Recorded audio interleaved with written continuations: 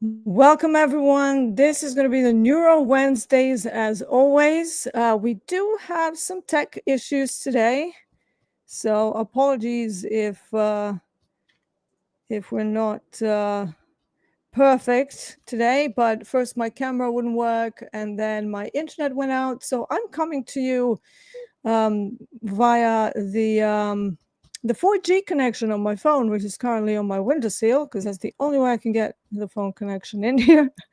But we'll crack on. Jerome, welcome. What have you got for us today? Good morning. Well, thanks God you got backup. I'm in the same situation as you. We are getting hit by a heat wave. Actually, it's very hot in Europe. So whoever is in Europe can relate. Take care, stay safe, and yeah, I had some connection issues yesterday as well. So yeah, I resonate with you. Not easy. Yeah.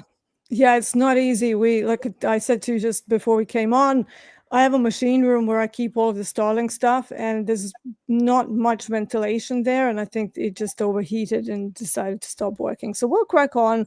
It'll be fine. But yeah, if I maybe disappear, you'll you'll know what's happened. My husband is on the case to try and get Starlink up and running. In the meantime, yeah, let's get on with the Neuro Wednesday lecture. Let's go. How's everybody been doing? How did the week go? Did you do your homework? How did it go? What did you do? Let's take 2 minutes to see if people wanna share, wanna express something. If you have any questions as well, as usual, we can do the usual Q&A. For the newcomers, the people who are first or second comers on your Wednesday. So Coach Deeyana is a coach and live-funded trader at Topstep, and I am myself, Dr. Jerome D., a PharmD doctor specialized in neurology and clinical trials, and also a live-funded trader at Topstep. And Deeyana animates the Euro Trade segment from Monday to Thursday every morning, and don't remember exactly the time in US. And I joined her. I have the pleasure and the honor to join her on every Wednesday for now like 3 months, I would say.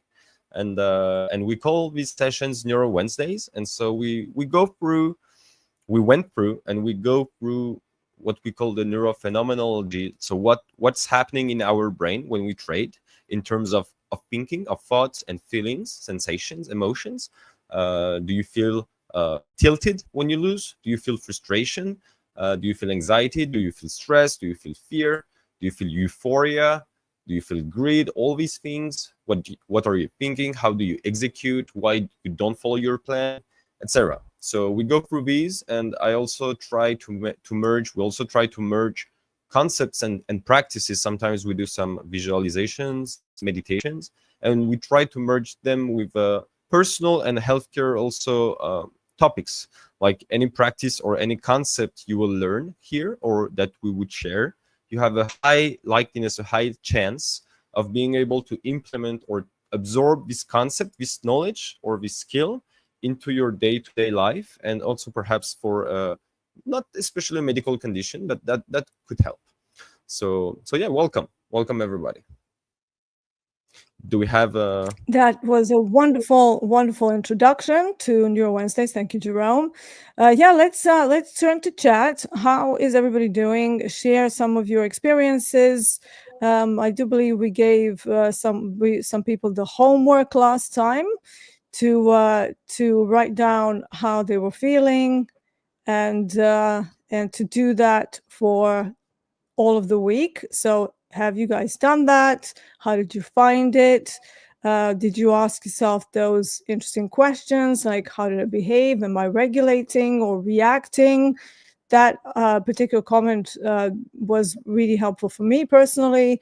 And actually, Jerome, you helped me with one of my issues. We had a little session after our Neuro Wednesdays last week, where I was having an issue carrying over the London analysis into the New York analysis, and that's obviously not that great.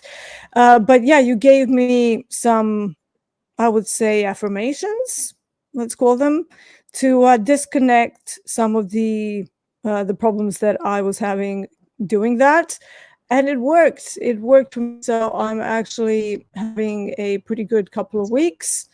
So yeah, let's just let's crack on. But let's see what the chat says. Lupek says the only moment I'm struggling is when I lose FE trade for example, 2 trades, then I have one more and it goes red, then goes back to my break even.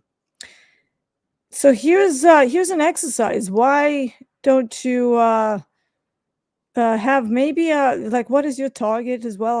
I would like to know, because sometimes when people go, oh yeah, the third trade would have been a winner, but I put the break even stop and then it went to break even, then I got nothing.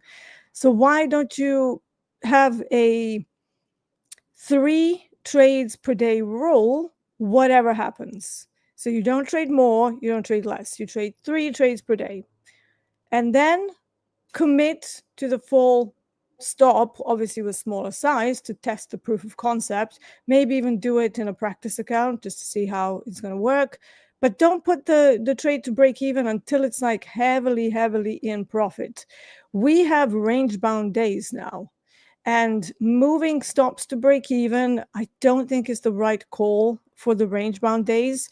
Usually what's going to happen if we are in a range is that you might be entering in the middle of the range because you are maybe not developing the range bound strategies just yet quite properly. Maybe the trade locations are not quite there yet, but try and commit to the trade.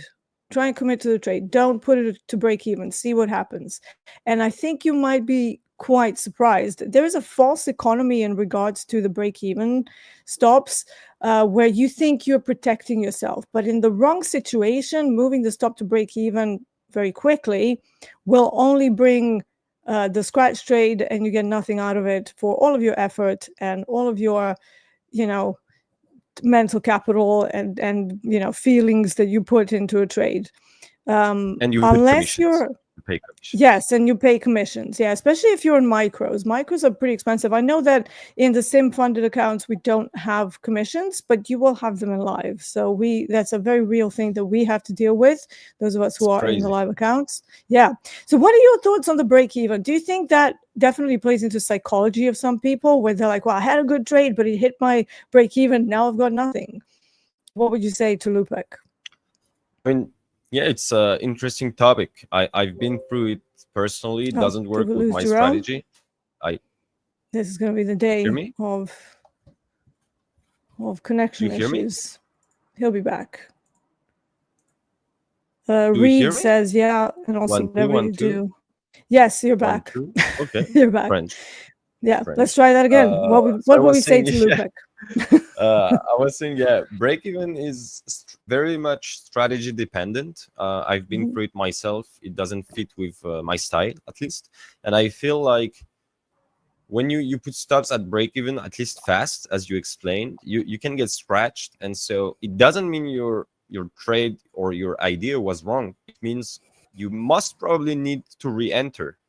And psychologically, this is a whole different thing, because how many times do you allow yourself to re-enter?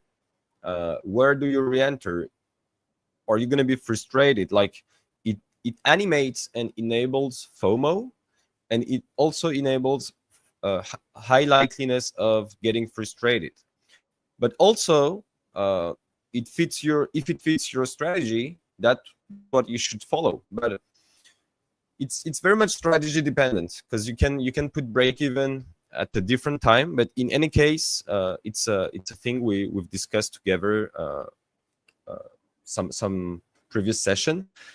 Technically, when you put your stop at break even, it's as if the moment you put your stop at break even, you enter another trade and you put your stop loss at the level of your break even. So if and only if you put your stop at break even, if you have one question you must ask yourself, it's this one: do I enter a trade here? I mean, does it make sense to enter this trade right here, right now? If it does, then go for it and see what happens. If it doesn't and you get hit break even, then technically you can, but you shouldn't tell yourself, oh, it went to my break even and then it popped back up. It got my stop loss. No, it didn't get your stop loss. Your stop loss was just misplaced. Your break even was misplaced, but you didn't know it, or you closed your eyes on it. And it happened to me so many times.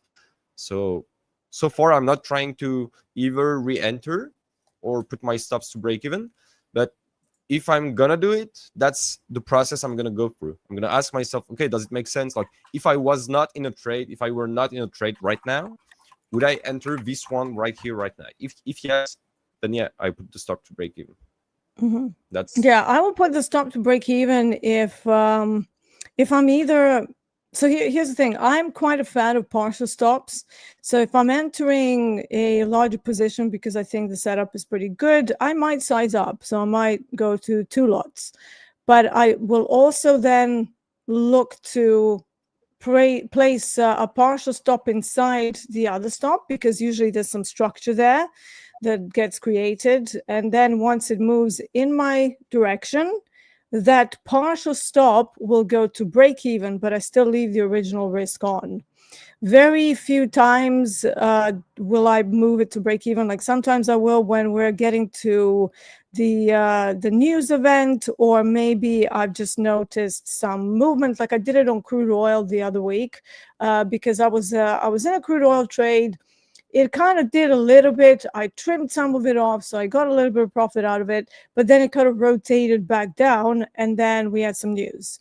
At that point, I was still in some profit, but just in case it carried on going lower, I didn't want to lose the whole stop. In that case, I moved it to break even, but not before I already had a movement in my direction, and I already clipped like most of the trade off. So that's okay. And to me, that would be the right way to manage a trade. Otherwise, we're in danger of lennying the trade. You know, we hear Hogue talking about it all the time. He says, don't lenny the trade. We can't lenny this trade. What does that mean? Well, there's a book called Of Mice and Men, and there's a character in there called Lenny who likes to play with small animals. But then whilst he's playing with some of them, he ends up choking them, killing them because he's, squeezing them too hard or whatever.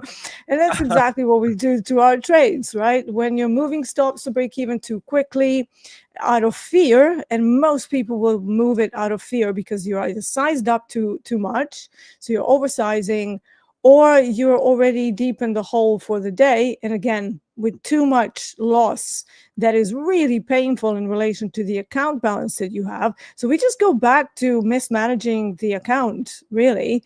It's the emotional woes that we go through usually has to do with inappropriate management of risk per trade and risk per account size. There's nothing more to it. If you cannot commit to the trade's loss, it means that you're trading with too much size. And actually, Coach Ray also has another sort of pointer that is a mental thing more than anything. If you put on a trade and you cannot walk away from it, like just go and not watch it, you're probably in with too much size. And I really like that as an indicator of how much size you're trading, because it's like if you don't really care much, and if that one trade is only going to lose you like, maybe 2-3% of the entire account balance or the available maximum loss limit, it shouldn't matter. It shouldn't hurt. So if it hurts, it means that you're oversized. There's just no two ways about it. And it's a very good way to put it. All right. exactly. Do we have any more questions or comments? Reed says, yeah, also whatever you do, be consistent or you will also sabotage yourself. Yeah. So here's the thing. When I was going through Hogue's training like a million years ago, there was someone in our group who was asking, well, should I put it to break even or should I let them run? And which ones should I manage which way? And Hogue actually said to him, well, try it both ways. Spend 2 weeks holding all of them. Don't move the stop. Then spend the other 2 weeks putting all of them to break even with some sort of a systematic movement. See which one gives you better results. And I actually tried that. It wasn't meant for me, but I thought to myself, yeah, that's actually a pretty good point. Apparently my camera froze. Nothing I can do about it. Yeah, you're back, Yeah. but it freezes Yeah, here and there. this The will sound is happen. good. So Sound is yeah, good. so I'm on 4G, so I do apologize for any tech gremlins here, but yeah, it's really annoying today. Gremlin Wednesdays, here we go. Yeah, so I would also suggest that everybody kind of either spends like 2 weeks just not touching anything, and having like a 2R multiples target. So let them go to full stop or full target, or put all of them to break even, but don't mix and match. Spend 2 weeks doing one thing, then spend another 2 weeks doing another thing, and then see which one works better. For me, it worked better to just leave most of them. That's just my experience. Very nice.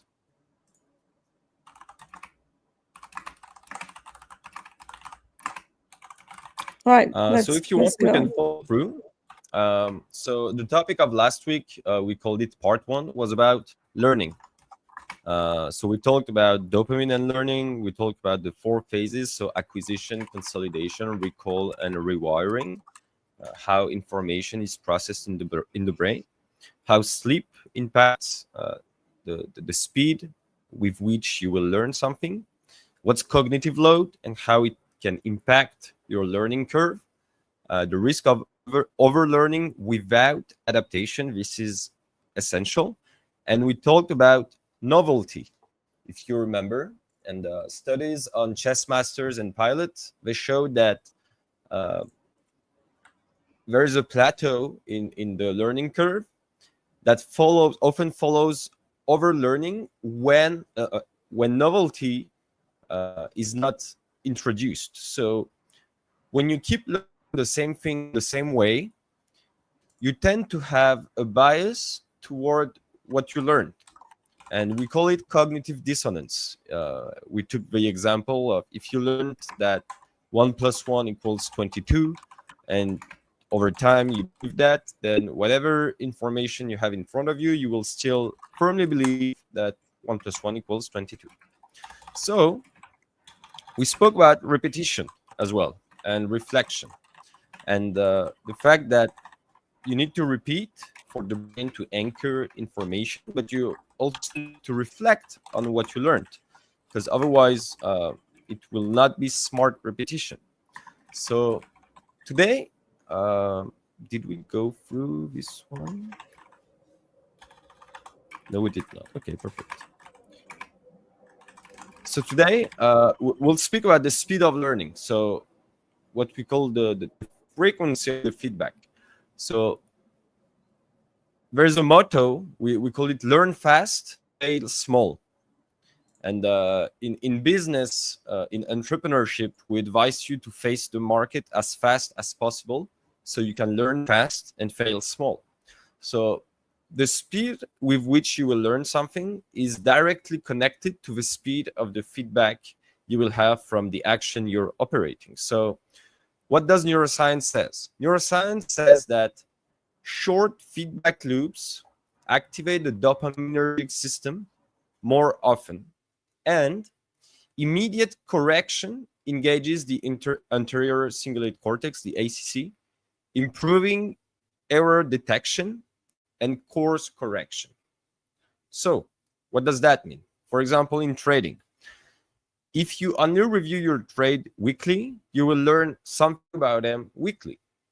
And if you review 5-10 minutes after a session, you will learn way more information because you will be able to reflect on the feelings and the thoughts when you're hot, right? If you tell yourself, okay, I'm going to do it in 2 hours, you will most probably not remember exactly or very close to what you were feeling and thinking during the moment, right?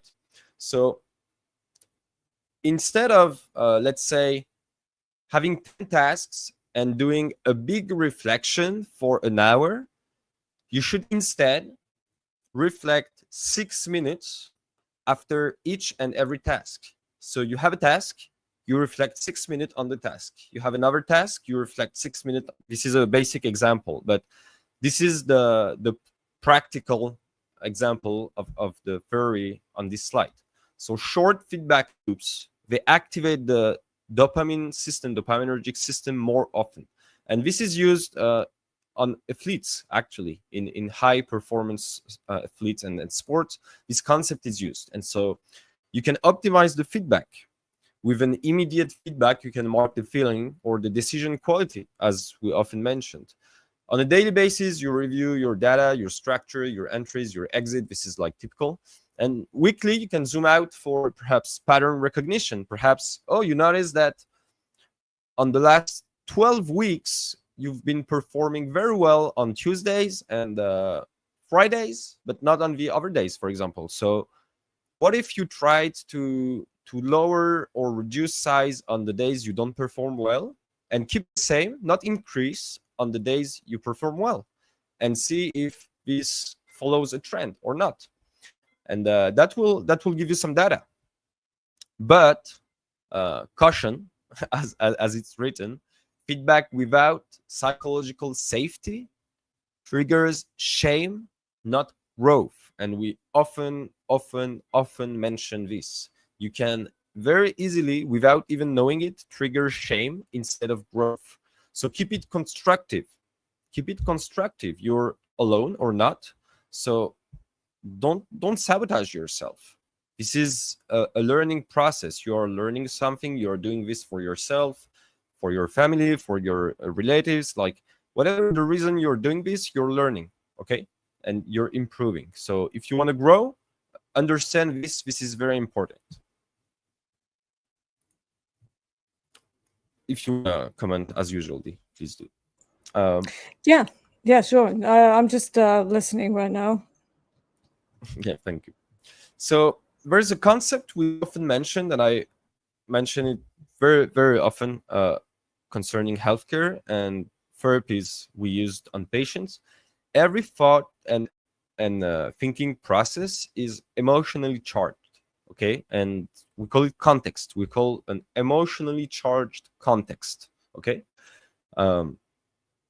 Whatever is going on in your life, personal, professional, and emotional, if you're on the same road as me, you will not have the same thinking and the same inner feeling, right? You will not have the same, let's call it, baseline.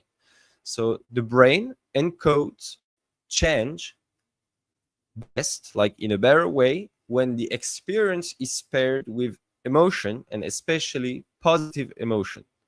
So neuroplasticity, as you now know, is like the brain's ability to rewire. There's a lot of others, but it relies on three major pillars. So emotional salience, like liability. So it's the amygdala that needs to be less active, okay? The attention engagement, so that's the DLPFC, dorsolateral prefrontal cortex, especially for execution activities, and consolidation during rest and sleep. Whatever you learn, whatever you process on a daily basis, you need to consolidate and reflect during rest and sleep, and that's the hippocampus. So research says that emotion improves LTP, long-term potentiation. So I often share about neural structures, okay? Whatever you think, whatever action you do or action you don't do, go, no go, you activate or strengthen, you fire synaptic pathways, neural networks, okay? So emotion that improves the strengthening of these patterns, these networks. So let's take an example in terms of habits. If you wanna quit smoking, because this is a practical example we use on patients, but you don't implement this emotionally charged context, you will most probably not succeed in quitting, or at least reducing successfully, because you will mismatch this condition. And this is crucial. This is something that catalyze, that optimize the process of strengthening structural pathways that leads to breaking and or building a habit, a past or new habit. And the second thing is dopamine release during emotionally charged learning Okay, so we are speaking about emotionally charged learning. And so dopamine release during this process flags events for memory consolidation. So let's put it in other words. When you consciously try to identify or implement a context, emotionally charged context to an event, to an action, you will have a release of dopamine or a reduce of dopamine. In which case, whatever the case, you will have a change in dopamine. So when this happens, your brain will have a better memory, a better remembering of what happened.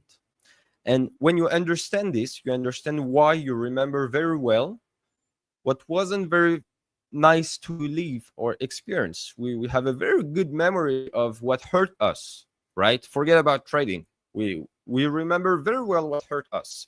And if you think about trading now, you remember as well, very well, what hurt yourself, what you thought hurt yourself, what you felt hurt yourself, and what you experienced as most probably perhaps a trauma or a bad experience. And you remember it very well, right?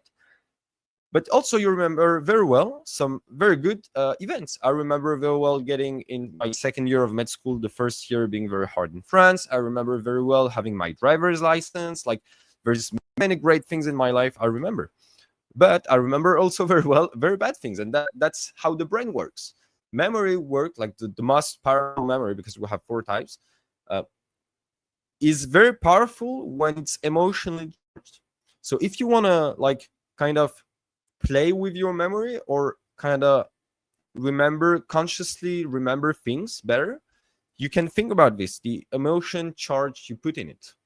So the problem in trading is that most traders, they learn when they are calm, but when they are under pressure, we fail. Why? Because we struggle managing our emotions, our feelings, because we don't have the structural or the structural pathway, the network is not strong enough yet. Remember, we are human, the brain is plastic. So you can be 60 years old and have a 30 years young brain, and you can be 60 years young then. Um, there's no like there's correlation, but there's no logical correlation or sine qua non. I mean, one doesn't go necessarily with another. So what you need to do is to train the level, to train the behavior in the emotional state when it's most needed. It's really easy to be calm when the trade is going well, right? It's really easy to be happy when you push the buy button or the sell button and it hits TP fast, or in a not hitting a lot of drawdown. But when you hit a sniper drawdown entry, like you put the buy or sell button and you almost or never see green, right? How do you feel then? Oh, instant pressure. Oh, instant loop thinking, like it's a whole different vibe. So the thing is, you shouldn't, like, you should try to not let yourself to this voice, the power of this voice. And the more you try to do it, even if you're not successful, the stronger you'll get. And I'm going through this. I'm human, of course. I'm a trader. Nobody's perfect. We get stronger and stronger, and you can apply it. The way I apply it is in state of tension, for example, after a loss, during boredom, for, let's say, I've been watching the charts for a long time, and like, I don't know what to do, and I can feel my body, my brain is getting bored, and it's like, oh, take a trade, like just push the button, like feel something. I'm like, no, I know, I just want to feel this, but I don't want to feel this. And so you rehearse your process. So what's my process? Okay, I need to see this. Am I seeing this? No, okay, I'm not touching it. You can use visualization as well. So you can simulate market conditions. You can be like, okay, it's moving, but it's not moving the way I want. So what would I like to see? And you're thinking about what you would like to see, even if it's not happening, and you don't know if it's going to happen, but you need to mentally image it. And so this can help and will help. And as well as strategy review, but I also said it. So and you can say, how did I feel, after, like, you do it. It takes like 1, 2, 3 minutes, but you can do it multiple times in a day. This can happen like 10, 20 times, 50 times in a day. It's a very fast mental process, but it's very easy and fast to surrender to it as well. Like, it takes your left hand to hold your right hand, not to click. But remember, with your brain, you send a signal to your fingers. Hopefully you trade with your fingers. And you click, and that's the signal you send. But the signal came from somewhere. Remember, there's a cue, a trigger. So you activate this loop, this cycle. So think about the signal. Is the chart giving me the signal? Is it my emotions? Is it my brain? So then you can journal. We speak a lot of time about emotional and feeling journal, but you can say, what belief or behavior am I trying to encode, and in which emotional state do I need to practice it? In other words, what am I trying to build, and what's the emotional state connected to it? You don't need to be right or wrong in your answers. You don't need to state something and to try to follow it. That could be your roadmap. What do you think about it? Yeah, so I would like to connect it with to basically touch upon something that you just said in regards to drawdowns and in regards to a trade going immediately in your direction. I've met people who are obsessed with getting minimal drawdown, and that's because of the dopamine responses. Obviously, it feels better when the trade immediately goes into profit. But that's not necessary for profitability. As long as your stop loss is sufficient enough to absorb the wiggles, there is a measure in data called the maximum adverse excursion. And it can actually be very helpful in determining whether you should cut the trade or not. So maximum adverse excursion is just a fancy name for how much drawdown your trade suffers on average, but I like to modify it to only track drawdowns from the entry, because the traditional MAE tracks the entire drawdown through the duration of the trade life, which is also useful because, if at some point something draws down to your MAE during the trade, you can maybe just say, okay, well, at this point, it should really turn around. You have a little zone. If it doesn't turn around, then that's your invalidation point based on your own performance. I use it specifically for how much my trade draws down to from the point of entry. And I've actually modified to use that area as a potential scale in if I'm kind of starting with multiple contracts, or just starting with like 2 contracts and then I want to add another couple. Usually if I'm trading micros, you can work the MAE as an area where you can basically keep adding into your trade. Now, obviously, that has a lot of data. It needs a lot of performance and history. So it's going to be specific to each trader. It's not going to be the same for you. It's not going to be the same for me, because obviously we all have very different styles. But that is one way to kind of battle that desire to, get out of a trade too early. Just know where your MAE points are, and then just use that to either get out or scale out and maybe scale back in, or maybe to kill the trade entirely. That could be a use for it too.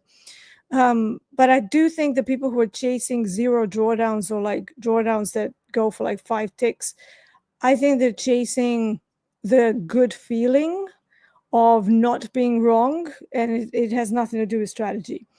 And then the second part of this is the learning part that you touched upon as well very beautifully. I, as a musician, so I was a musician for 20 years before I went properly into trading. We used to use this little trick where we would practice the phrase that was very challenging. So you would try and do it as close to your sleep time as possible. And it would just be repetition, repetition, repetition, but making it clean. So if the tempo is too fast, you would slow it down for that first day. Then you would increase the tempo to a point where the phrase is still clean, but you're still able to keep up with it. Once you're done with it, you would go to sleep immediately. And like you said, sleep consolidates memory and new skills that you just learned. And as if by magic, the next day you will be able to push the tempo even higher because something happened during sleep that resolved the problem between the fingers and your brain that was disconnected at that particular tempo. I've used this technique on many of my traders to advance their trading skills. So, for example, we had Hardeep saying that he's struggling with bias and with red days, accepting red days. I would actually put him on what I call the bar Simpsoning. I would say just a simple sentence before bed, and you need to write it repetitively to get the repetition in so that it seeps into your area where you're resolving problems. I will walk away after, let's say, loss number 3. Let's say you assign 3 losses and then you're done, almost like 3 strikes and you're out. So I would say, let's say 20 times, I will walk away after a loss, or I will lock it up after a loss, whichever phrase resonates more with you, Hardeep. And then I will write that 20 times right before bed, and then I will go to bed.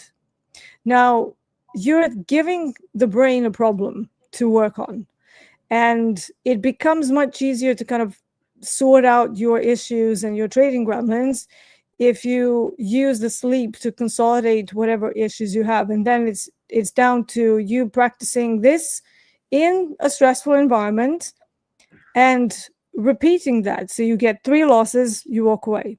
And at this point, it's not about performance. You're not looking to get a payout. You're not looking to perform. You're just going through a cycle to unglue yourself from bad habits that you've picked up along the way. And we all pick up somewhat bad habits when we're trying to learn how to trade well. So use sleep to advance your skills forward. But whatever you do, just remember with this particular exercise, in my experience, you have to do it close to sleep. If you do it in the morning, it's going to do nothing. Because by the time that you go through the entire day, it's not fresh in your mind. And it's just something that happened 12 hours ago, and then you get to bed and your brain is completely occupied with other things. So it has to be almost like the last thing on your mind as you go to sleep. For me, it's worked wonderfully well. And I've personally coached, over 400 people now after all of these years that I've been doing coaching. And it works for everyone. It kind of unglues something in you where you're like, oh, I'm not supposed to be doing that. And it becomes easier with every day that you do it. And you're not supposed to do it forever. I usually just say to people 5 to 7 days. And you should be able to see some progression in the problematic behaviors. But like you said, Jerome, we do need to practice a lot of these skills under pressure. I see people who meditate in order to calm themselves, but they meditate before they trade, which is, it's a positive routine to have, but it's not going to help you if you're still going to, excuse my language, lose your shit in the real market, right? So if you're going to meditate, if you're going to do visualizations, do it whilst you're in a trade. That's what I would do. Or maybe visualize a tougher thing. Jerome, you've taken us through visualizations where you're referencing something negative in life. And we can maybe visualize ourselves in a losing trade and what we do after. That's much more useful than imagining yourself making 15,000 in one day. And it's like, oh, it feels beautiful. That's not useful. The problem doesn't lie in the parts when the trade does work out. The problems that people face is when trades don't work out.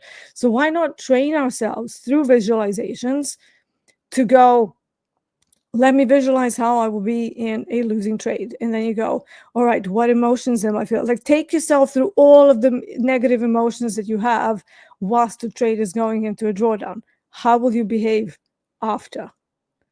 That's the crux, I think. What do you think, Jerome? Am I applying everything that we're learning here correctly? Oh yeah, beautiful. And you expressed it again with a music example, like your past musician experience example. So that's beautiful. Thank you. Mm-hmm. Awesome. I'm glad I've got something right. Always, Rashad you always. says the London market sold off almost 100 points in NQ, no pullback today. Yeah, I mean, we do have NFP tomorrow, so I'm not surprised to see that. Alchemist says, that's why I smoke weed for the trade. It relaxes the electricity brainwave. I'm not sure we should be resorting to drugs in order to trade well. Yeah. Stay safe, folks. Yeah. So there's a concept in learning that is called I know you have active and passive learning, right? So there's always a neural cost to any action we operate with our brains, and in learning, it costs you. Okay, it costs you ATP. So this is a mitochondrial energy. This is the energy of our cells. Our cells used to operate, and it costs you a lot of other types of energy. So passive learning, passive exposure builds familiarity, not flexibility. And at the end of this slide, hopefully you're going to understand the nuance. So passive learning is the DMN, so the default mode network dominance. So we've been through a lot of times about the DMN. And active learning is the TPN. Again, we've been through it a lot of time. The task positive network engagement, so dominance as well. So studies show that passive review, for example, watching replays, watching Coach Deeyana operate a trade, watching TopstepTV, watching somebody else trade, watching an athlete or a musician operate something we could or would like to operate, activates recognition memory, not recall. Okay? You activate recognition memory. Oh, I recognize this. Oh, there's a pattern I recognize. But you don't recall. It's not the same thing. Active engagement, so for example, trading, forward testing, quizzing, role play, simulation. So backtesting is passive review. Okay, it's like watching a replay. But forward testing is active learning, and so this lights up the dorsal stream networks tied to decision networks, to the stratum. We call it the stratum circuit, the habit center. And so in trading, again, if you watch chart replays, it's recognition. If you forward test journal scenario, if you visualize, as Coach Deeyana said, if you mentally imagine a trade, a losing trade, or another scenario, you recall and adapt. Because remember, and for the new people, your brain doesn't make the difference between fiction and reality. So it will process a mentally visualized thought, feelings. It will process anything you think and feel as real. So if you take this and play it at your advantage, you can, as Coach Deeyana highlighted perfectly previously, you can mentally imagine a losing trade, very uncomfortable losing trade, and then with breathing, with mental visualization, walk yourself through the trade, and you'll open your eyes and you'll be like, thanks God I'm not in this trade for real. It was a dream. Like, okay, and you'll process this, and the day it will really happen, you'll be like, oh, something strange is happening. It's weird. Like, I'm not freaking out as I was used to. I'm not feeling the same things. I'm calm. I'm present. I'm aligned. I'm chill, and this is what you will build yourself to. So active learning increases long-term retention. And so, for example, what is active learning? There's a very, very, very big learning trick, glitch that is very much known. It's not a secret. And we learn it at university. If you learn it before, then you're lucky enough. And hopefully you learned it. So when we learn something with the goal of sharing the knowledge to somebody else, we at least double our capacity to anchor the knowledge. So let's say I'm going to learn something. I'm going to learn a lesson about Alzheimer's disease treatment protocols. But I want to share it to you, D. In 2 hours, we have a meeting, and for 2 hours, I'm going to speak to you about the protocol and the treatments. So my whole learning is going to be based upon that. And it's been showed and proven that when you learn with the intention, remember PIM, perception, intention, manner of acting, when you learn with the intention of sharing your knowledge, even if it's to a mirror, okay, you improve at least for double the amount, like, and the quality, the knowledge that will be anchored in your brain. So when we were at school, we would always like ask ourselves questions. We will learn something and then pick 3 to 5 questions to ask to each other, and then that will make crazy like exponentially effects on learning. So if you're in school or whatever you're learning in your life, trust me, if you like learn something in the process of sharing it to your partner, even if they don't give an F, like just learn it in the process of sharing it to them, and think about it. 2 days later, you will still have a very strong and clear like memory of it. It will make a huge difference. I use it each and every day for anything I want to really remember. So this is for active learning.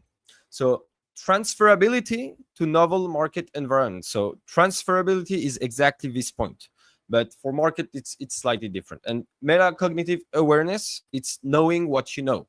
So you know things, but you don't know things as well. We don't know things. But in the part you don't know, okay, this is everything I don't know. And in this circle, there's a big circle, and there's a very, very, very tiny circle. This tiny circle is what I know that I don't know. And the very bigger circle, like 99% of which I don't know what I don't know yet. And it's not a problem. I'm learning. I'm an eternal learner. But when I know that, when I consider this in the process of trading, for example, it impacts the way I see the charts, it impacts the way I execute. And when I learn something new, because I always learn something new, I don't instantly integrate it. I active learn it, passive learn it, actively test it, passively test it, and then I integrate it progressively. I follow the same process. And then you can have a weekly practice. So you replace 1 hour of passive content. So let's say, we have 168 hours in a week. Count how many hours you allocate to entertaining. Take 1 hour out of it, so we call it passive content, and put it in strategy self-quizzing for trading or something else.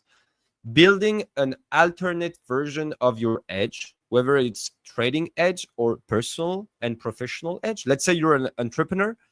This is for leadership performance, for example. You can improve yourself working on that. And you can also reverse engineer a trade, a session, or multiple from someone else's chart without context or yours. And this will help a lot. What do you think about that? Have you heard about active passive learning? I have, yes. And I would argue that in prop firms and now through TopstepTV, we do a lot of the reverse engineering of trades from someone else's idea. I know that I've learned so much from people around me, because I would be like, oh, how did you do that trade? And then I would do the same for them, because they would be like, oh, how did you recognize that trade? And what did you see here? And then you sort of, like, for example, I never used to use that much volume analysis in my trading. This was like many years ago. But over time, I started using a little bit of volume. And then you meet somebody like Coach Jay, who is all about volume. You can glean valuable stuff from what he's talking about, especially when you're listening to someone like Coach Jay, who's very, very good at explaining what he's looking at, how he's going to do it, what he wants to see, exact price point. It really helps. And then you would sort of have that as an additional part to your strategy, and that's how we all grow. It's not a matter of reading a book and then or watching a couple of videos and now you're going to be the trading god. But most people think that's what it's all about. It's about gathering experiences from all sorts of different places and then connecting them into your existing strategy that you've already got partially, even if it's like a partially good strategy and there's still problems with it. You have something going and it at least works sometimes, and then it's your job as a trader to kind of keep adding or taking away stuff from it, keeping what works and discarding what doesn't work. The problem is that many people hop through many different strategies very quickly, so that learning and getting confident with your strategy never quite happens. And hopefully this lecture will stop people from strategy hopping and maybe make it look like strategy tweaking rather than throwing out the baby with the bathwater. Maybe you can take the stuff that you know sort of works, like let's say, I don't know, bounce from VWAP, but then you see me talking about quantitative extremes, and maybe you go, oh, let's have a look at where the ADR high is, and then maybe I can run a VWAP touch back to ADR high. That could be a very valid strategy. Or you can run a mean reversion trade from ADR high down to VWAP. So suddenly you have 2 or 3 playbooks using exactly the same levels. But most people never get to that point. What they tend to do is they try one strategy, sort of works for a few days, then it doesn't work, and then they hop to something else. They sign up to yet another course, and usually, courses start with beginner level, so you pay a bunch of money and then it goes, oh, here's a candlestick. It's like, well, I already know what a candlestick is. Can we move it on? And then you just pick up stuff that's like, oh yeah, RSI, moving averages, and then they go, oh, maybe I should try adding a moving average. Oh, I suppose that works partially. But then they start getting confused. Should I use VWAP? Should I use moving average? Should I use both? And how do I use them both? But then they get tired of that because they get confused, and then they jump to, let's say, I don't know, supply and demand. Oh, this looks great. Let's just focus on swing extremes. But the thing is, you have to live and learn the strategy properly before you decide to either take away from it or to add to it. But sadly, we never get there. And I think this is the main problem with people trying to trade and not having consistency. I'm hoping that these lectures can actually give some structured psychological side of things, and people will stop doing some very detrimental behaviors that make their whole journey much longer than it needs to be. And trading already takes 18 months, 2 years, 3 years of structured approach to nail. If you don't have a structured approach, you're going to find yourself 5, 10, 15, 20 years down the line. I kid you not, I met people who have been trading for 20 years. They're still not really profitable. They have moments of being profitable, but they've never really made much money out of it. So this is why we're trying to change all of that. It's all down to your behavior, how you approach learning. And for some reason, there is this aversion to structured learning in trading. I don't know why, but I've noticed it a lot. People are like, oh, what do you mean I have to learn in a structured way? Well, you need to learn the basics first. Then we need to build on that. Then you need to test all of those in a live environment for a while, to actually look at the real-time markets and learn how you feel throughout it, which playbook maybe resonates better with you. Then you add more fancy concepts on top of it, maybe some volume analysis, maybe look at some order flow, maybe start looking at some slightly lower time frames. But no, everybody wants everything now. That's not how learning works. I'm sorry. I'm sad to say. Exactly. We don't have like some sort of a downloadable thing where you just plug yourself in and it downloads it. It would be amazing if we did, but I'm kind of guessing that we would still have an emotional problem. That's just my thought on it. Thank you again. You put your finger on many thoughtful and crucial points. It actually tremendously helped me a lot to watch Topstep TV and see other people, for example, blow accounts. That could sound stupid, but I would, before being profitable, I would very much sabotage myself, thinking, oh, I must be the only stupid out there to have done that. And then one day I would pull up Topstep TV and check the comments, and people would share, unfortunately today I blew up my 500 accounts, blah blah blah, or today I won. And I was like, okay, wow, Like, it helped me to resonate with others, like common things, and it helped me process and understand things differently. So yeah, that's very crucial. Reverse Yeah, engineering from somebody else's yeah, experience. from somebody else. I've actually had comments from people who used to watch my daily live streams when I was doing them like daily back on my channel. And it was a bit of a crazy time. It was kind of like in and around COVID. So we had a lot of movement and I had a ton of good days. I'm pretty sure I got a little bit annoying because I used to have like runs of like 2 weeks with no losses. And people would be like, oh, you're just annoying. And then I would have one day where I would have a losing day. And people would actually tell me, Dee, I am actually deriving more value and information in seeing how you manage a losing day and a losing trade than the ones where you just like win outright. And I found that a very interesting comment. If you see somebody, and I'm not going to mention any names, but you know, we've seen certain people on YouTube who lose their shit when they have a losing day, right? We're talking breaking cameras, breaking laptops, like just completely losing themselves.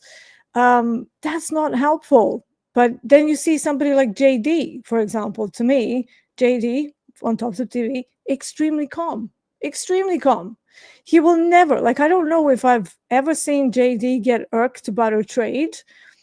Sometimes he will say, that's a bit frustrating, but he doesn't lose it. He's just still managing his emotions really well. And win or lose, he's just like completely the same. You do not see emotions in JD. And I think it's because of the experience. He comes from the trading background, but also his dad, Jack, he is one of the coaches here as well. So he grew up with that whole, you know, trading life and psychology and, you know, probably a lot of guidance from his dad. So he's got to a point where he's so calm and he's so nonplussed. He's sizing correctly. He doesn't get annoyed. He's just like, right, this is what I'm planning. He always says a plan as well. He's like, oh, I'm going to do that trade where we swipe the top and just grab like 5 points. That is my trade. I'm not looking for more. He has like such well-defined idea of what he wants to do. And when any part of that doesn't work out, he's like, I don't like this anymore. This is not the movement I'm expecting. I'm not going in. But never will you see him get angry or frustrated or whatever. I think I sometimes get frustrated, but I will admit that sometimes it's for tradertainment. I will admit that, because sometimes, you know, I lose a trade and I'm like, whatever. But I'm thinking maybe it'll be more interesting for people to see me get a little bit annoyed or something. So I'm like, that's just ugh. Ugh. But yeah, if I'm by myself and I lose a trade, I'm like, I don't care. So yeah, there's definitely a little bit of tradertainment. But you know, watching people who have complete control of themselves, and Hogue is also one of them. I think Hogue, in the beginning of Topstep TV, it was very interesting because I knew him as a very, very calm person. But then obviously trading on TV is an entirely different sport. And he also got a little older. We're all a little bit older these days. You know, it's been 10 years since I've been friends with Hogue.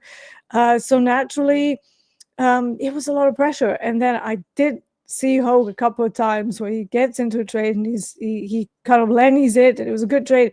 And he used to go, oh, this has to stop. It's like, oh my God, did John just get annoyed? That's interesting. And you know, he has struggled with the pressure of trading on TV, but you know, he's gotten to a point where now he's okay with it. So he's back to his like cool as a cucumber self. And you can see him going, we're not gonna lenny this. We're just keeping it going. And they've had like some trades that have been going on for like 5 to 7 hours. One time they held the crude oil trade all the way through to the auto liquidator. Now, just a year ago, we wouldn't have been able to do that, you know, on Topstep TV, because everybody was like, oh, quicker trades, you know, more trading, more quicker trading. And now we're like, no, actually, let's see if we can get one that lasts for hours. So that's been a huge growth for Topstep TV as well. And I think it's good to show off the trade setups that can have a potential to go for the entire day. I don't think that's talked about enough. How to identify a swing trade that has the potential to go for like the entire day. That's a whole different lecture, right? And yeah, so it's been a big growth for everybody, and these neuro sessions are obviously I just saw Eddie Werner's comment, well, D, you control your emotions by not trading NQ. Yeah, that's a part of it. NQ annoys the hell out of me, so why would I put myself in that situation, you know? Yeah, True. so to me, I know that NQ irks me. So what, should I just do something that irks me every day? No, I will run away from it and go towards something where I know I can keep my emotional control. I don't know why that's so difficult for people to understand. I get a lot of stick for not trading NQ. They're like, D, you should come trade NQ. No, thank you. D, you should try. Literally, for 5 years, people have been telling me to come back to NQ. And I used to trade it. I just don't like it anymore. I think it's too speculative. I think it's too, too wiki and difficult at the most on most days. But when it does run, it runs, but it also runs with a lot of drama. It goes up, then it goes down, then up, then it just sort of haphazardly carries on higher. And you're like, no, thank you. At least not me. We do have a few questions here, so let me see if I can pick that up.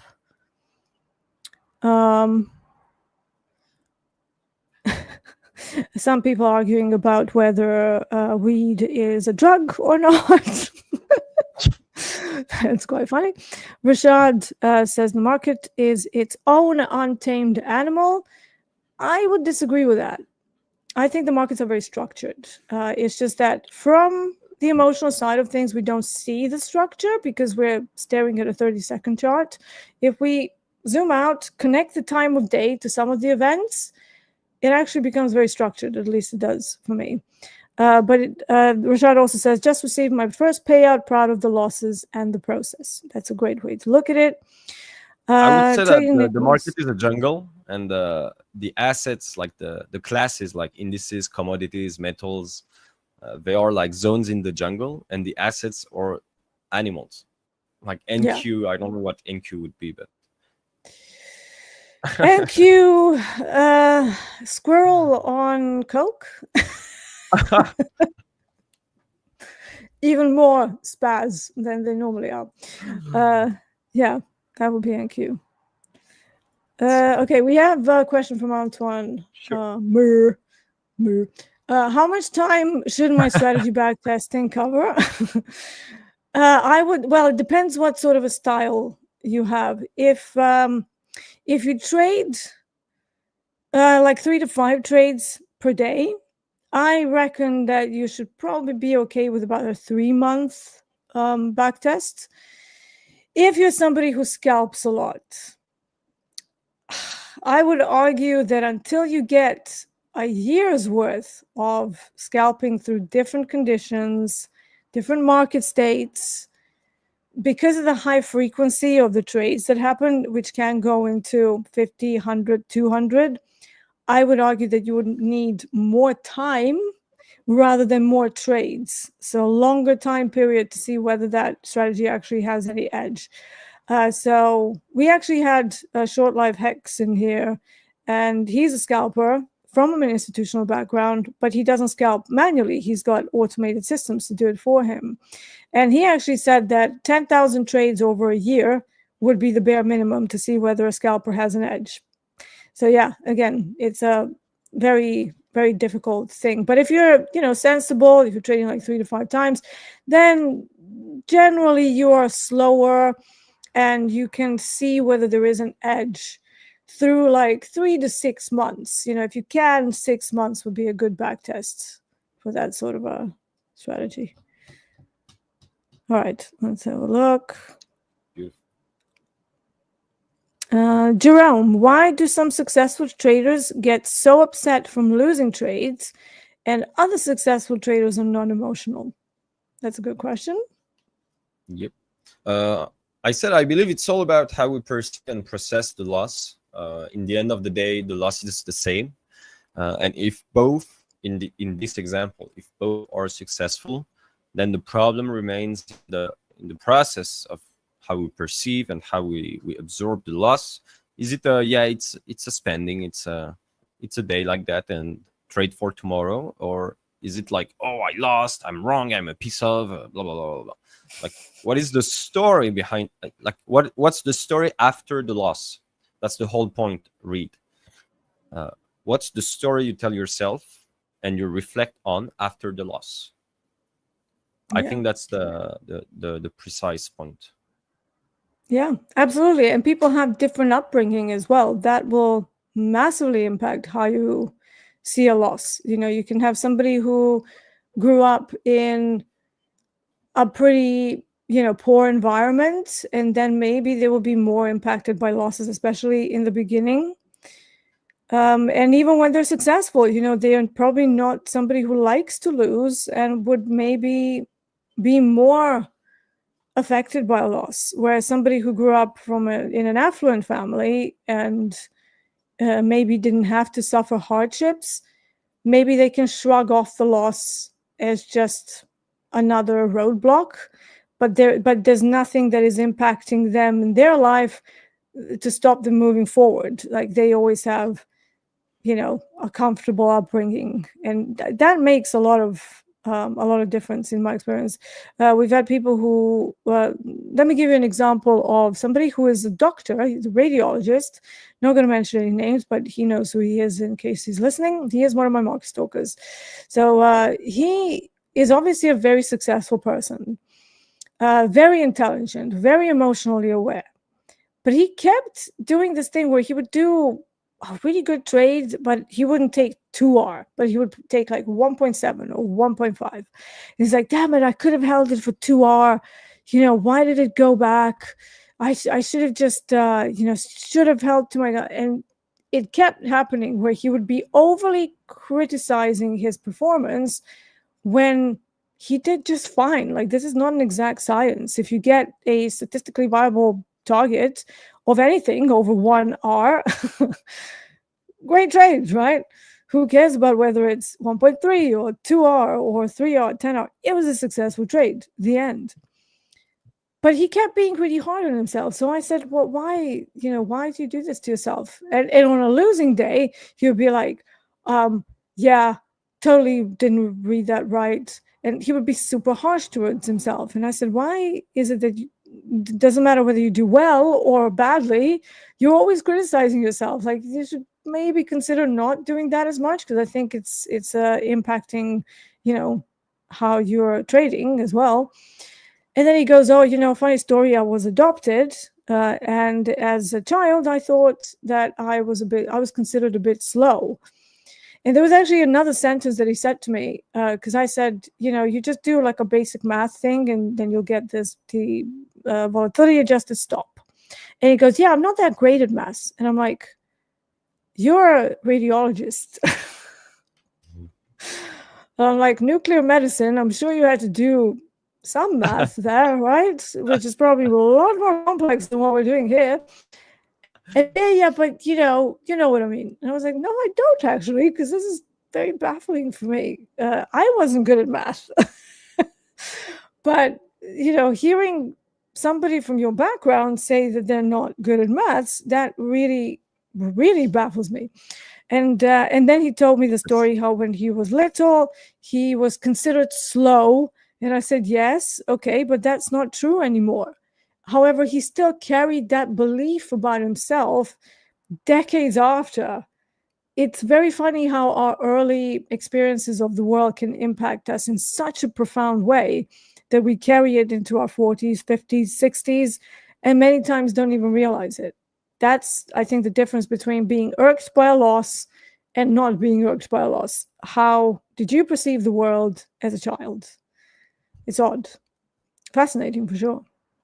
Beautiful. Yeah. Very interesting. Say hi to my co-worker. Yes, I will do. I haven't seen him in a while because we worked together about 2 years ago. But yeah, he pops in every so often. So I definitely will. That's beautiful. Yeah. Electrician says your corporate trade yesterday was playing hide and seek. Sorry, we've got a lot of comments here. your copper trade yesterday was playing hide and seek. Yeah, and it continued to play hide and seek, but I didn't manage to minimize my losing day, so I ended up minus 273, which is nothing. It's like not even one trade. But yeah, eventually copper decided to make its way. Oops, did we lose Jerome? It looks like we lost everything. What's going on? Oopsie. Okay. So we have just me over here. Jerome's coming back. Yes. Yeah, we lost you. Yeah. I misclicked and it disconnected me of Yeah. the camera, and I need to re-enter. I thought it was me. I was like, oh no, my internet's actually gone. I just wanted to make my mic because I had something on my throat. I clicked and it disconnected everything. So yeah, don't worry, we're good. I'll answer the question while you're setting up the slides back up. So we have Electrician says, have you tried orb strategies, D? Orb strategies on commodities, if I do use it, it's usually going to be an open with a gap, so outside of value, and outside of yesterday's range.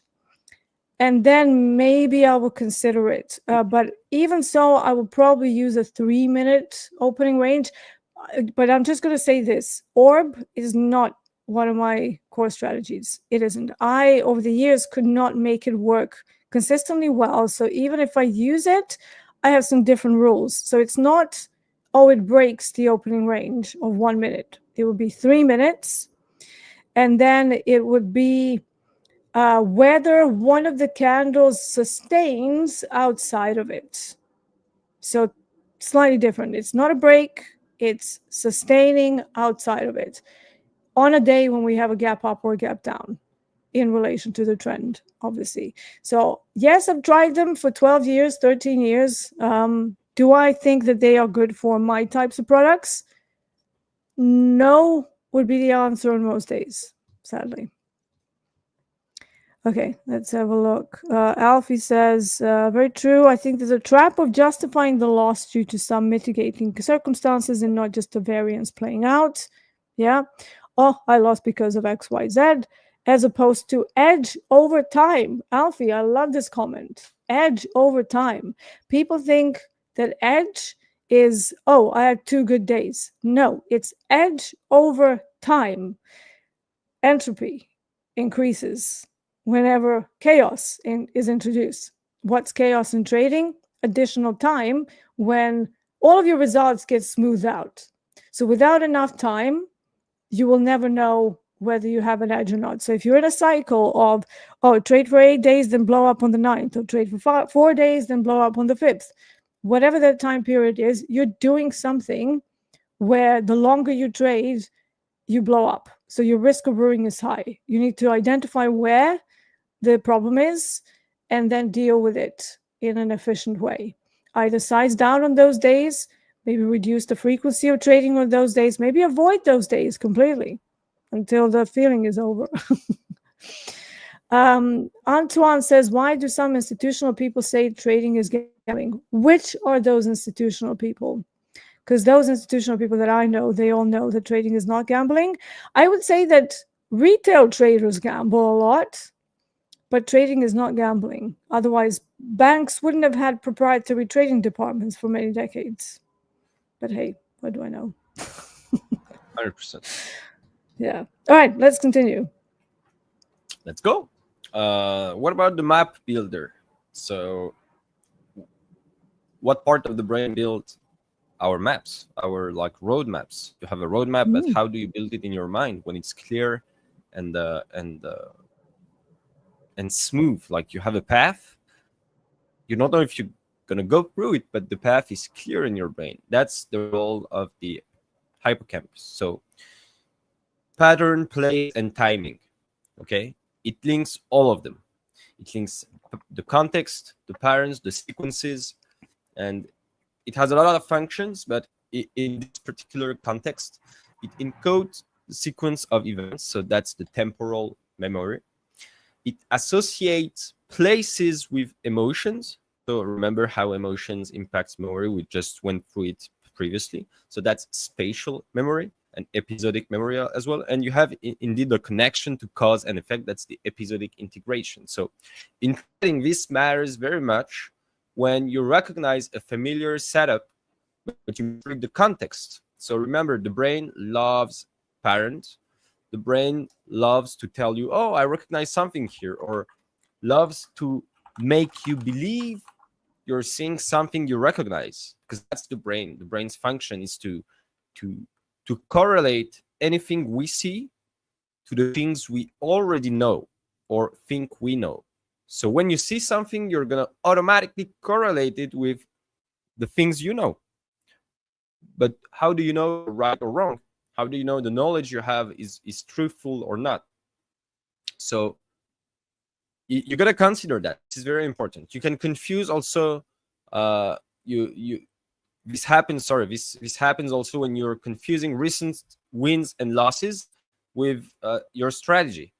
You're winning losing, and you spoke about the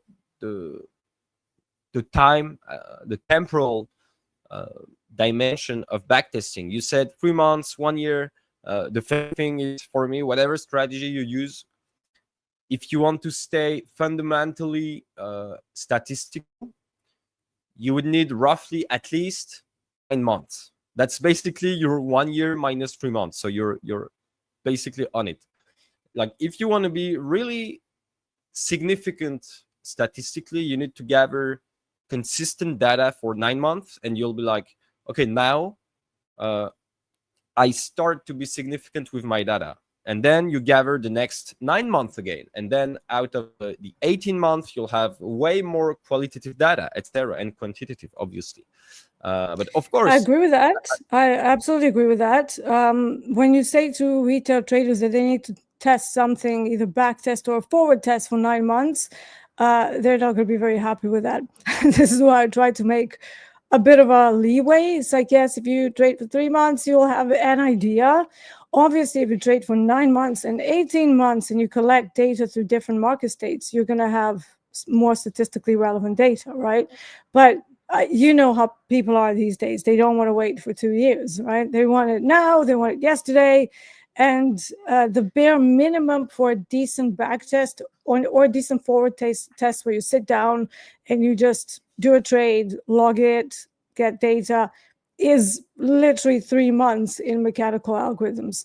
Whenever you increase the time, you then also have to usually adjust strategies because you get into a different seasonality, slightly different volatility. And that's where the robustness of the system starts to really show up, or the lack thereof, right? So it starts to falter, it starts to not work as well.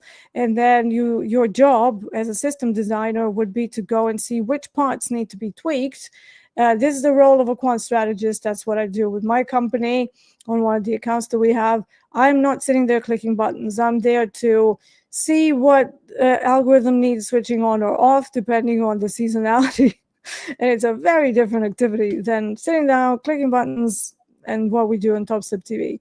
So definitely food for thought. You know, Jerome says 9 months minimum, but preferably 18 months. Yes, I fully agree. Just know that retail traders are not very happy yeah. to hear that. When I started, it's exactly this point. When I started, I was like 1 week when I wasn't profitable.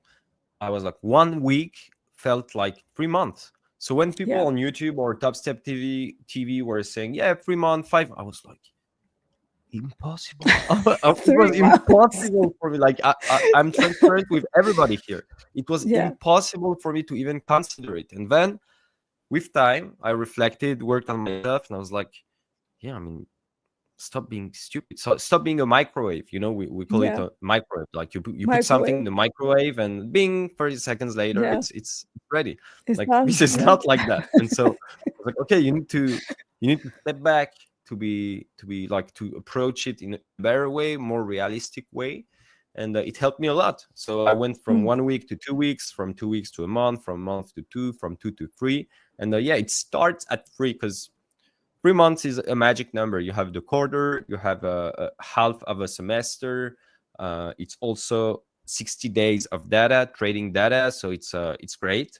And then you can add them. So then when you're at 3, you can you know you need 9, but you already have 3. You just tell yourself, okay, there's 6 months left, and then the next 6 months are going to be learning, progress, evolution. So any extra day I got is an extra data I can gather, supposing I follow it thoroughly.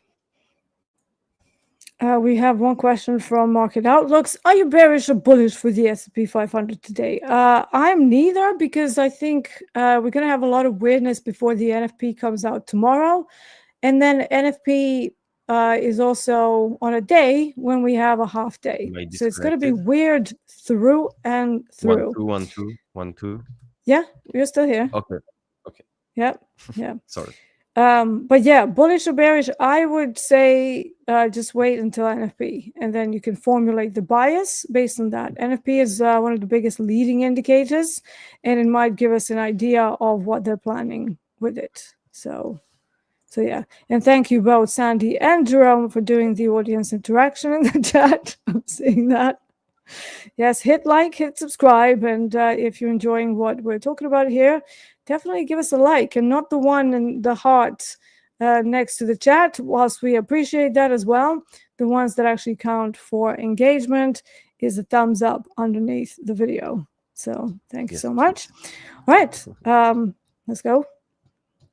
How far we have are we into it? 1 2 3 4 5 slides left, but we can stop whenever you want, because they're all like heavy, so you let me know. Okay. All right. Well, I mean, I don't know. It depends. We could leave some for next week as well. Maybe it will be like first Wednesday of the month. Yes. There it is. Sorry about that. It's not a nuke, guys. It's the first Wednesday of the month. There's an alarm ringing in the whole city. We're not getting in a war. Alfie has a decent question. D, curious on how you adjusted quant strategies in the rate hiking environment versus rate cutting, if at all. So because we run mainly short-term strategies, our trades are anywhere from 1 day, sometimes even options trades, and maybe the options trades could have an effect, but we rarely keep options for long periods of time, unless they're like protective puts or something. So for me, it's still the same setup. The commodities largely are not as sensitive to rate hikes and rate cuts because they are driven by an actual physical supply and demand. There is an argument that gold and dollar are connected. Having said that, we haven't really traded much gold recently. DAX kind of follows more along with what the Germans are doing rather than the FOMC, even though there is a correlation. When S&P was falling with Trump tariffs, DAX was still at all-time highs, so it's a different market.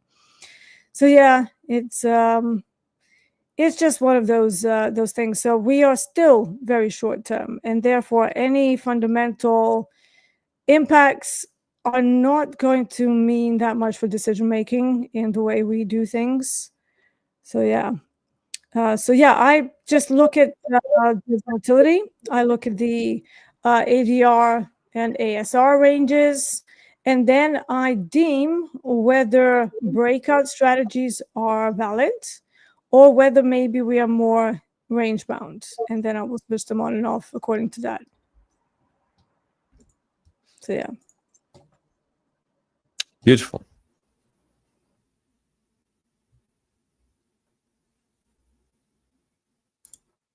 Maybe a couple of more slides and for next time. Oops. All right. I just buffered. Yeah. Let me see.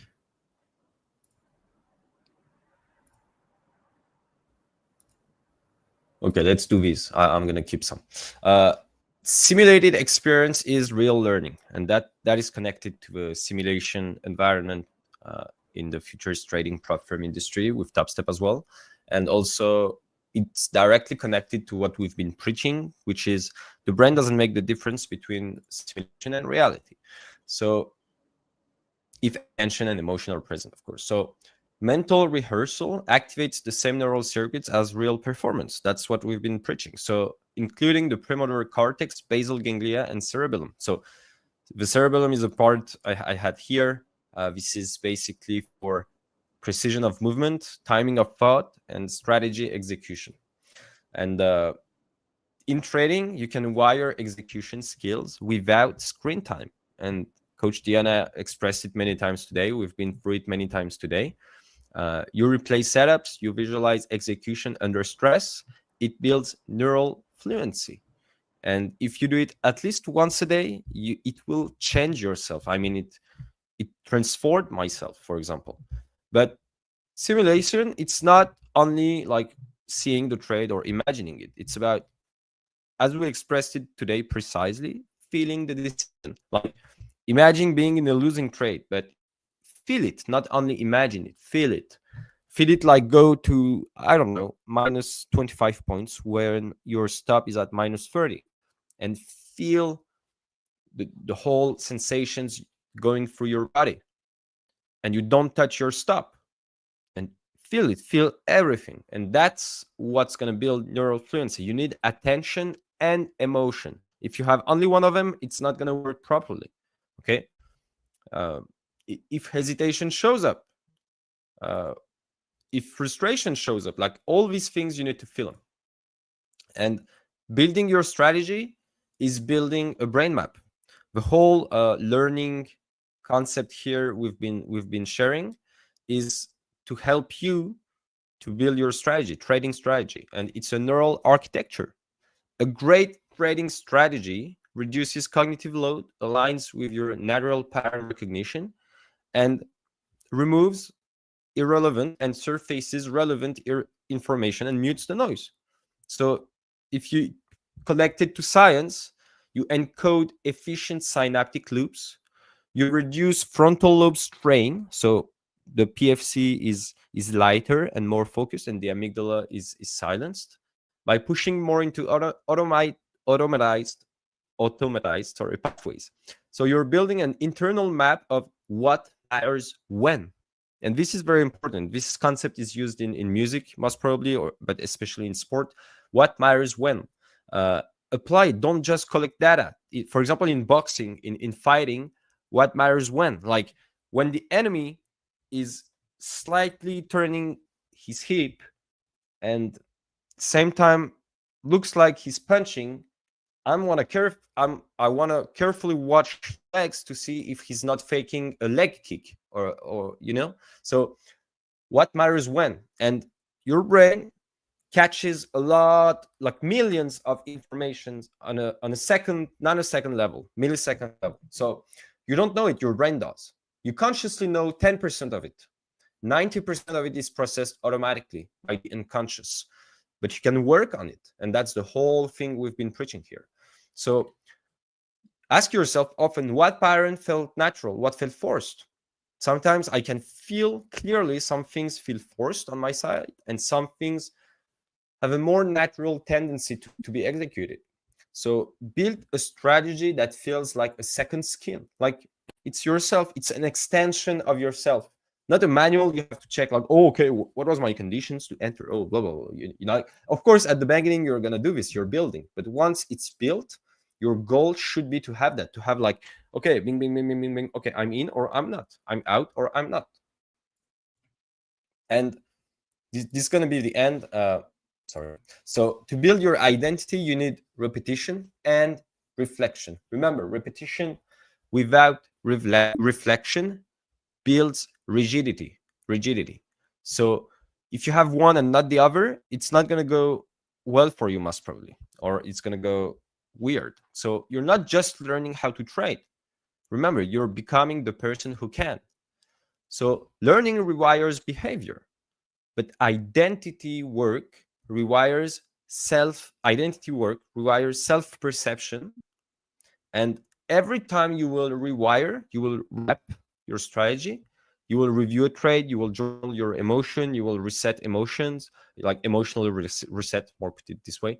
You will build and improve and strengthen metacognition. You observe your mind. You will train emotional regulation. You will respond, not react, or at least you will observe before react, and then you will be able to respond, not necessarily in a different way, but not as fast as you would have to. And you will have a better parent stability. So out of 10 likely same parents, you will be able to identify which ones are like qualitative enough and which ones are not, or for which reasons you believe one is not and the other is. So what are you rehearsing daily? Regulation, repetition, reflection. Are you learning? Are you improving? What identity are you building when nobody's watching? That's something we've been expressing a lot of time. But build your brain, and even if you forget about trading, this slide is you can implement this in any part of your life. Build your brain like you build your edge, like you build your body, with intention, feedback, and space for adaptation. The thing that fascinates me, and I'm going to end on that, is that people spend and you've been one of them, but you spend on both. So you still fascinate me, but you're not part of the people that negatively fascinate me. These people negatively fascinate me. So basically, they can spend hours on a daily basis each and every single day for years to train their body, but they won't do it for their brain. Why? Because they see what's happening to their body with the eyes, yet they can feel what's happening in their brain, but they can't see it. They can see it in external life, but later. And because we are hooked with instant gratification, we need to see things rather than feel them. And that's the one of the main reasons in psychology of success why most of people, like 99% of people, are not successful generally, or have not a fulfilled life, and why 1% has. Because it's very hard, it's counterintuitive actually, but when you are used to do it and when you do it consistently, it's life changing. Like, what if you spent an hour a day to build your brain as deep, as committed, and as consistently as you would do at the gym? What would happen? Thank you. Miracles. That's what happens. You're totally right there, that because it's not a visual representation of improvement, people don't spend enough time focusing on brain development. But as soon as you get into trading, you will start to understand very quickly that there is more to it than just clicking buttons. And these whole sessions are aimed towards developing the good habits into automatic behaviors. That's basically what we're talking about here. Replacing the bad ones with the good ones, and then just making the energy pathway so efficient that you just do them without thinking. This is also where you see some people who have traded for a very long time who look like they're not doing much work. They don't do analysis. They don't spend hours making their plans. And then they suddenly do the trade, and it's like, oh, I'm seeing this, seeing that, click. And, they do the business. And you're thinking, they don't do plans. I don't need to either. The problem with that is that this expert that you're watching has spent probably decades doing the same thing over and over. So for them, it's no longer an effort. For them, it's just an automatic behavior.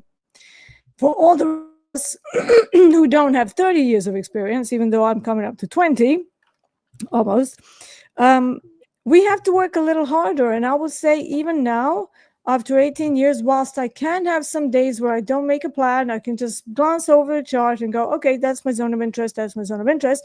And on most days, I'll be correct. Whenever I find myself slipping and using levels that are not that great, I immediately default back to doing the plan, doing the hypos, waiting for my levels, forcing myself to, stay in my lane, so to speak. So if I've deemed that I'm only going to trade from ADR high around a core resistance and a gamma wall, that means I can't trade from anywhere else. And if I then click a button, I will be doing something outside of my own automatic behavior that I'm trying to install, however you say it. And every time you do that, you push the line a little bit forward and you don't follow the rules. It's a slippery slope, because then you open up the doors for, oh, what does it matter if I entered one lot and instead of 5 micros and it worked? It's fine, right? It's a slippery slope.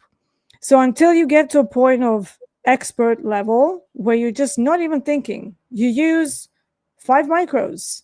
You don't even think about it. There's no idea in your brain of sizing up. Why? Because your max default size, the size that you always use, is 5 lots for this particular account size. And then you go increase that buffer, maybe you double the buffer. And now you're like, okay, so now I'm trading 1 mini. And so on and so on. It just becomes an automatic behavior. The more you work on this, the more you do visualizations away from the chart, but going through the tough parts of trading, the better you will be.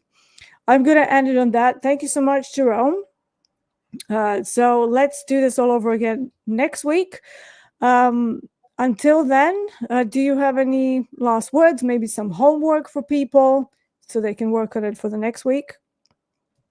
I mean, these slides are going to be shared by Bruno on the Discord, so you can get a hands-on, like the whole learning slides I added, because last week we didn't share it. So if people want to take concepts and want to implement it, very welcome, or they can go through the previous. So you have all the slides we used since session 1. So you're more than welcome to go through them and replay them, whether it's the slides or the videos. Otherwise, take care of yourself. If you're in Europe or somewhere else, and it's very hot with the heat wave, please be careful, take care of yourself, and take better care of the people who love you. And enjoy your day. That's beautiful. We're going to end it on that. I'm Marcus Tokadi. This was Dr. Jerome. This was the Neuro Wednesday on TopstepTV. Have a good rest of your day. Take care. Let's go.